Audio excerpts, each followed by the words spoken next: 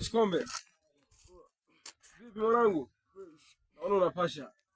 Naomba basi mara moja hapa maana niko fasta kuna mama yafuatilia hapo. Sasa kaka mimi naomba unishauri kitu kimoja. Bwana mimi nimepata kahela fulani hivi. Pata kahela nilikuwa naomba unishauri. Sasa mimi nataka nikanunue mabati. Nataka nijenge na mimi kama mjengo kama kwako. Wewe ni shenzi eti. Kwa nini tena bwana?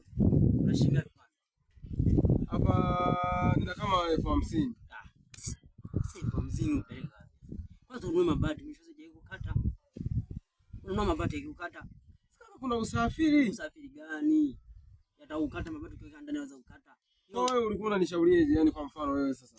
Tuzuia twende Zunyagishile. Twende? Zunyagishile. Tukafanyaje Zunyagishile? Tukaile yote. Ikaliwe hela. Sasa kama mabati yakikukata je? Wewe ni mwanaume una ulisi. Kuwa na akili. Tukalewe. Hilo nalo ni neno. Tukalewe kwa?